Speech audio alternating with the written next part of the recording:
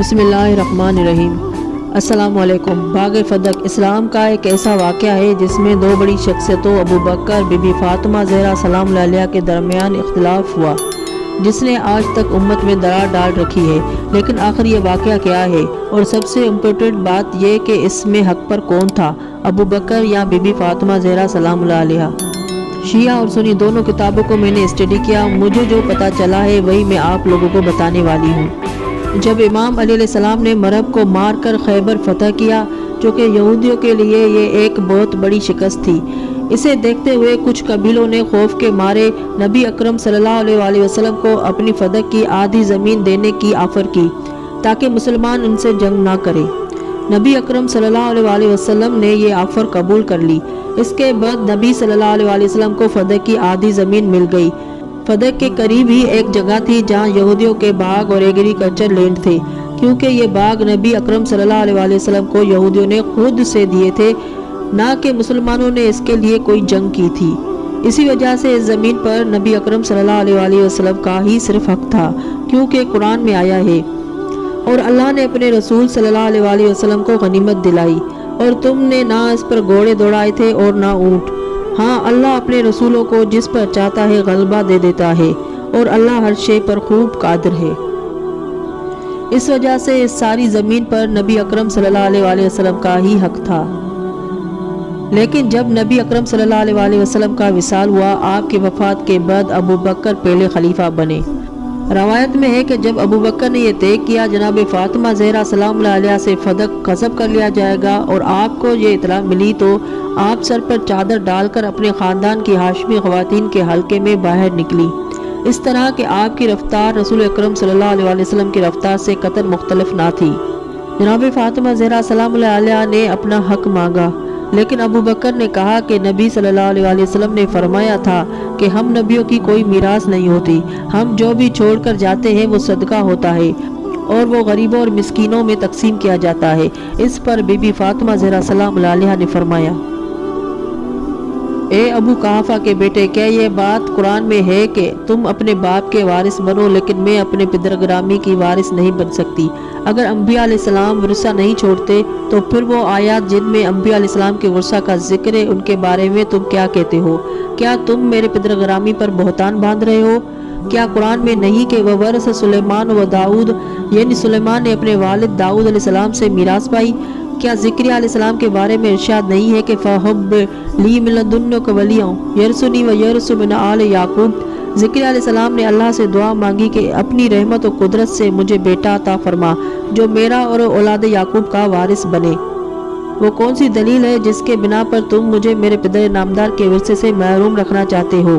کیا اللہ نے میرے بابا صلی اللہ علیہ وسلم سے چھپا کر کسی آیت کو صرف تم پر نازل کیا ہے، یا تم میرے بابا اور میرے چاچا زاد علی علیہ السلام سے زیادہ قرآن کے خاص و عام کو جانتے ہو؟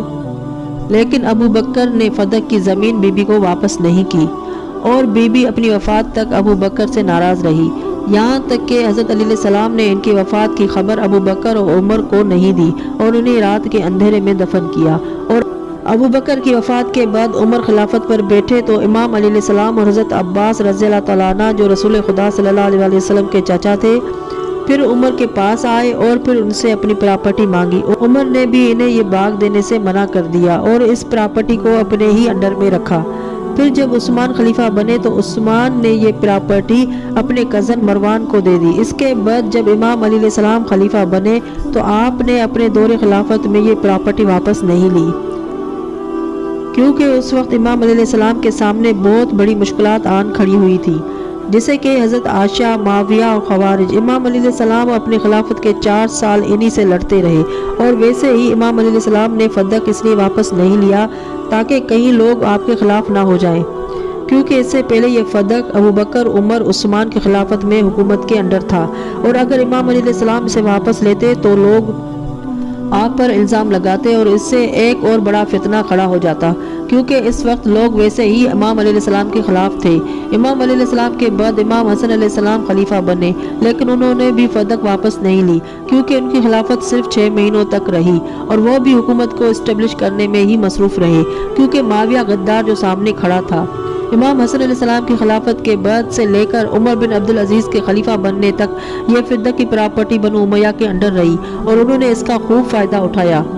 لیکن اب سب سے بڑا یہ سوال پیدا ہوتا ہے کہ حق پر کون تھا، سیدہ فاطمہ زہرا سلام اللہ علیہا یا ابو بکر؟ اس پر شیعہ اور سنی دونوں کی کتابوں پر بہت سی چیزیں لکھی ہوئی ہے، لیکن ہم ان دونوں کو چھوڑ کر نیوٹرل ہو کے دیکھتے ہیں کہ ریئلٹی کیا تھی۔ کچھ مولوی کہتے ہیں کہ ابو بکر صحیح تھے کیونکہ انبیاء علیہ السلام کی کوئی میراث نہیں ہوتی، لیکن جب ایسا ہے تو سیدہ فاطمہ زہرا سلام اللہ علیہا کو جب ابو بکر نے یہ حدیث سنائی تو اس بات پر بی بی ناراض کیوں ہوئی؟ حضرت عائشہ فرماتی ہے کہ سیدہ فاطمہ زہرا سلام اللہ علیہا اپنی وفات تک ابو بکر سے ناراض رہی، جس پر کچھ جاہل مولوی سیدہ پر الزام لگاتے ہیں کہ فاطمہ کو یہ حدیث پتہ نہیں، یعنی وہ یہ کہنا چاہتے ہیں کہ نبی اکرم صلی اللہ علیہ وسلم نے اپنی تربیت میں کمی چھوڑی ہے کہ جو حدیث صحابہ کو پتہ ہے اور ان کی اولاد کو پتہ نہیں، اور وہ اولاد جس کے بارے میں نبی اکرم صلی اللہ علیہ وسلم نے فرمایا تھا کہ فاطمہ میرے جگر کا ٹکڑا ہے، جس نے اسے تکلیف دی اس نے مجھے تکلیف دی،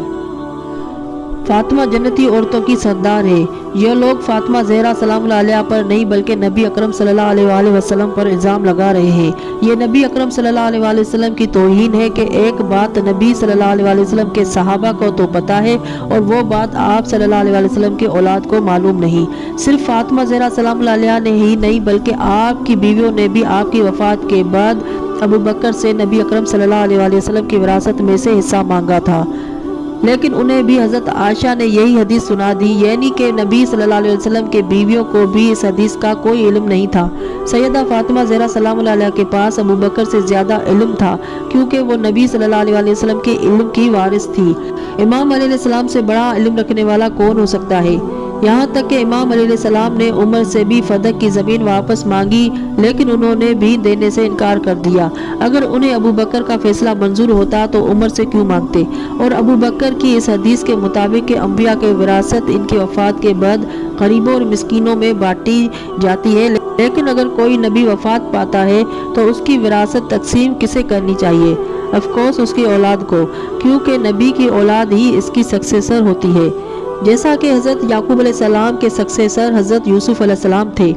حضرت ابراہیم علیہ السلام کے سکسیسر حضرت اسماعیل علیہ السلام تھے، حضرت داؤد علیہ السلام کے سکسیسر حضرت سلیمان علیہ السلام تھے۔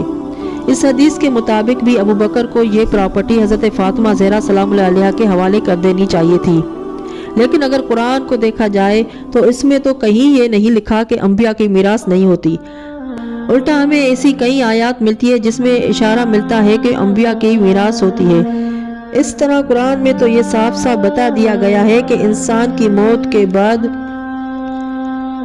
اس کی جائیداد کس طرح تقسیم کر دینی چاہیے، یہاں بھی کہیں نہیں لکھا ہے کہ انبیاء کی کوئی میراث نہیں ہوتی۔ اگر نبی اکرم صلی اللہ علیہ وسلم کی کوئی میراث نہیں تھی تو آپ کی وفات کے بعد آپ کی پراپرٹی غریبوں اور مسکینوں میں تقسیم کی جانی تھی، تو پھر نبی اکرم صلی اللہ علیہ وسلم کی بیویاں آپ صلی اللہ علیہ وسلم کی وفات کے بعد ان گھروں میں کیوں رہی؟ ان گھروں کو بھی غریبوں اور مسکینوں میں بانٹ دینا چاہیے تھا،